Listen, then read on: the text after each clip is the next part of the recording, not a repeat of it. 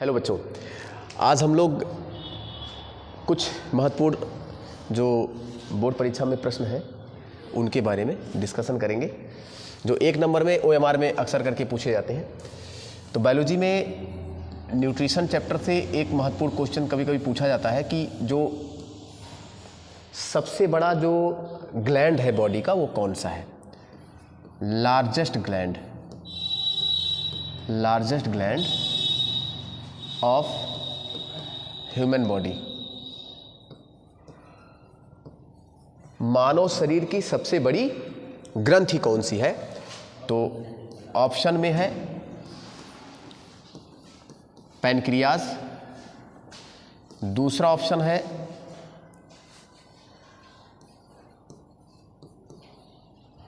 Intestine, तीसरा option है liver और चौथा ऑप्शन है नॉन ऑफ दीज। ये बहुत ही महत्वपूर्ण क्वेश्चन है। तो इसमें यह पूछा गया है कि शरीर की सबसे बड़ी ग्रंथि कौन सी है। तो सबसे बड़ी जो ग्रंथि है शरीर की वो है लीवर, यकृत जो है शरीर की सबसे बड़ी ग्रंथि है। अब यहीं पर अगर इंडोक्राइन ग्लैंड पूछ ले, इंडोक्राइन, शरीर की सबसे बड़ी इंडोक्राइन ग्लैंड कौन है, यानी अंतःस्रावी ग्रंथि कौन है, अंतःस्रावी ग्रंथि कौन है शरीर की, तो वो सबसे बड़ी अंतःस्रावी ग्रंथि कौन है? थायराइड। ये गले के पास में यहां पाई जाती है, इसको थायराइड बोलते हैं। ये अंतःस्रावी ग्रंथि है, बहुत ही इंपॉर्टेंट। थायरॉक्सिन नामक हार्मोन का ये स्राव करती है और थायरॉक्सिन नामक हार्मोन हमारे पूरे मेटाबॉलिक प्रोसेस को कंट्रोल करता है। भोजन को निगलना, ऑक्सीजन को अंदर ग्रहण करना, कार्बन डाइऑक्साइड को बाहर निकालना। तो ये जो एक क्वेश्चन था कि largest gland of the human body, इसका आंसर है लीवर। और अगर ग्लैंड ना दे के इंडोक्राइन ग्लैंड दे दे तो उसमें हम थायराइड को मानेंगे।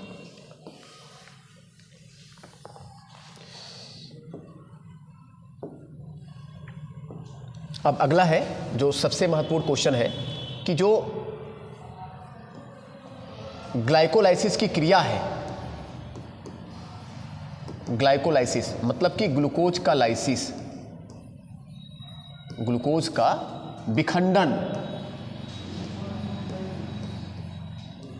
विखंडन, ग्लाइकोलाइसिस, ये कहां पर संपन्न होता है? ग्लाइकोलाइसिस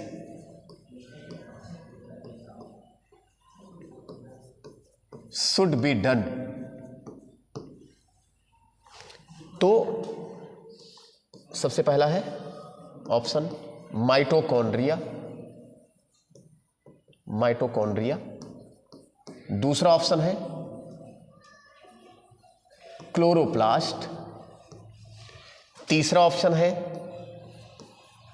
साइटोप्लाज्म और चौथा ऑप्शन है न्यूक्लियस। प्रश्न में पूछा गया है कि ग्लूकोज का जो विखंडन होता है श्वसन क्रिया में, जो पहला स्टेप है उसको ग्लाइकोलाइसिस बोलते हैं, लाइसिस ऑफ ग्लूकोज, ये कहां पर संपन्न होता है?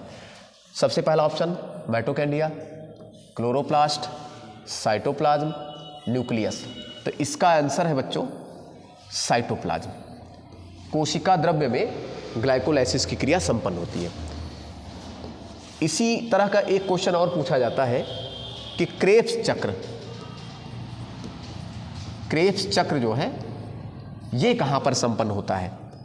तो मान लीजिए ऑप्शन में यही दे रखा है चारों, माइटोकॉन्ड्रिया, क्लोरोप्लास्ट, न्यूक्लियस, साइटोप्लाज्म। तो क्रेब्स चक्र मतलब यहां पर O2 उपस्थित रहता है, और जब O2 रहेगा तो आपको पता है कि O2 सब्सटेंस के साथ जब मौजूद रहेगा, क्रियाधार के साथ मौजूद रहेगा, ग्लूकोज के साथ मौजूद रहेगा, तो उसका ब्रेकडाउन करेगा जिससे एनर्जी प्राप्त होगी। और एनर्जी कहाँ प्राप्त होती है? Power house of the cell, mitochondria में। तो क्रेब्स चक्र कहाँ पर संपन्न होता है? माइटोकॉन्ड्रिया में। तो सबसे जो लार्ज ग्लैंड है वो लीवर है। ग्लाइकोलाइसिस कहाँ संपन्न हो रहा है? साइटोप्लाज्म में। और प्लस क्रेब्स चक्र कहाँ पर संपन्न हो रहा है? माइटोकॉन्ड्रिया में। अब इसी प्रकार अगला क्वेश्चन जो महत्वपूर्ण है,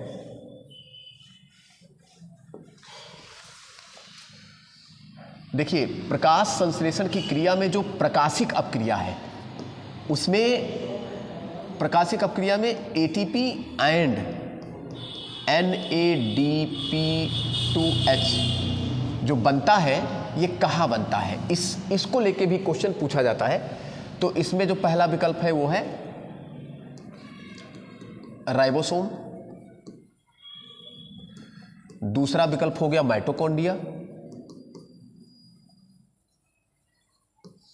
माइटोकॉन्ड्रिया, तीसरा विकल्प हो गया साइटोप्लाज्म और चौथा विकल्प हो गया क्लोरोप्लास्ट। तो आपको पता है कि एटीपी और NADP2H का निर्माण प्रकाश संश्लेषण के प्रकाशिक अपक्रिया में फोटोसिंथेसिस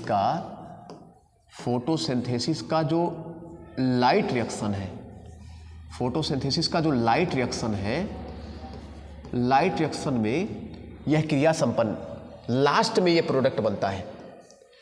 तो राइबोसोम, साइटोप्लाज्म, माइटोकॉन्ड्रिया, क्लोरोप्लास्ट, ये 4 ऑप्शन है जिसमें एटीपी एंड NADP2H का निर्माण कहाँ होता है, प्रकाश संश्लेषण की क्रिया कहाँ संपन्न होती है? क्लोरोप्लास्ट में। तो इसका जो राइट आंसर होगा वो होगा क्लोरोप्लास्ट। इसके बाद अगला क्वेश्चन है कि पौधों में, प्लांट्स में वाटर एंड मिनरल्स का जो ट्रांसपोर्ट है वो किसके द्वारा होता है? तो विकल्प में पौधों में जल और खनिज लवण का स्थानांतरण किसके द्वारा होता है? तो इसमें आपको ये इंपॉर्टेंट क्वेश्चन है। पहला ऑप्शन है फ्लोएम, दूसरा ऑप्शन है जाइलम, तीसरा ऑप्शन है A and B बोथ, और चौथा ऑप्शन है नॉन ऑफ दीज। तो पौधों में वाटर एंड मिनरल का ट्रांसपोर्ट जाइलम के द्वारा होता है। और एक इसमें हम आपको बात बताएंगे, ये प्लांट है, ये रूट है,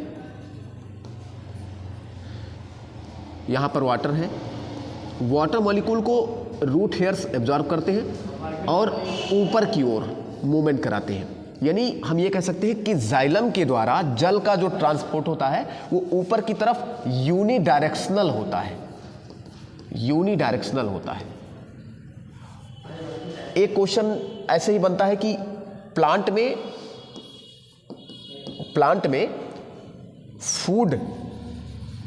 फूड का ट्रांसपोर्ट किसके थ्रू होता है? फूड का ट्रांसपोर्ट किसके थ्रू होता है? तो वो होता है फ्लोएम के थ्रू। और फ्लोएम में जैसे यहाँ पर पत्ती है, यहाँ पर पत्ती है और यहाँ पे फल है, यहाँ पर पत्ती है, तो पत्ती में जो भी भोजन बनेगा वो इधर भी जा सकता है और इधर भी जा सकता है, यानी नीचे भी जा सकता है, ऊपर भी जा सकता है। भोजन नीचे भी जा सकता है और ऊपर भी जा सकता है, यानी इसमें बाई डायरेक्शनल ट्रांसपोर्ट होता है। जल नीचे है, रूट हेयर इसको ऑब्जर्व करते हैं, जाइलम ऊपर की तरफ जल का वहन करता है, यानी यूनिडायरेक्शनल है ऊपर की ओर। और जो फ्लोएम है वो फूड मटेरियल का ट्रांसपोर्ट करता है और उसका जो फ्लो है वो बाई डायरेक्शनल है, यानी लीफ से ऊपर भी जा सकता है, नीचे भी जा सकता है। ये कॉम्पिटिटिव भी है, कंपटीशन के लिए भी महत्वपूर्ण है।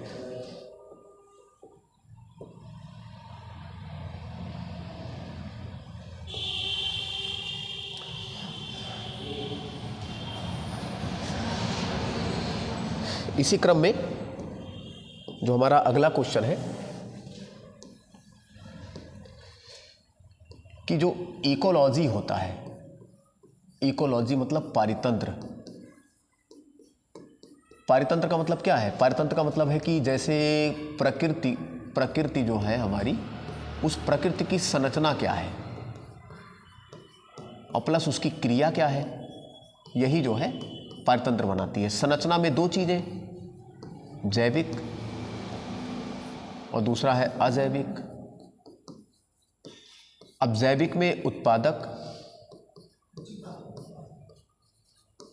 उपभोक्ता और अपघटक, ये जैविक कारक हो गए। और अजैविक में जैसे तापमान, प्रकाश, आर्द्रता, ये सब हो गया, ये अजैविक कारक है।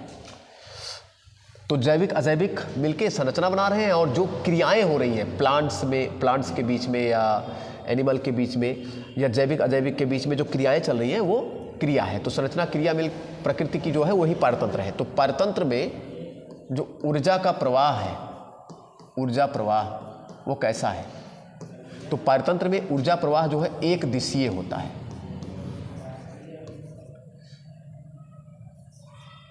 एक दिशीय पारतंत्र में ऊर्जा प्रवाह जो है यूनिडायरेक्शनल होता है। जैसे समझिए ये सूर्य है,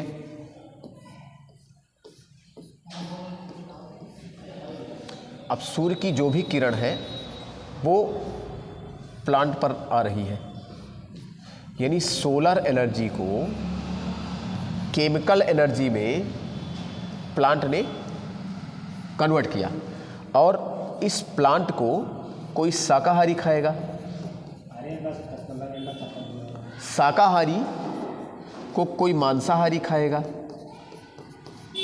यानी सूर्य की जो सोलर एनर्जी है वो प्लांट में केमिकल एनर्जी के रूप में आई, और फिर वो यहाँ से शाकाहारियों में और इनसे मांसाहारियों में गई, यानी एक दिशीय प्रवाह।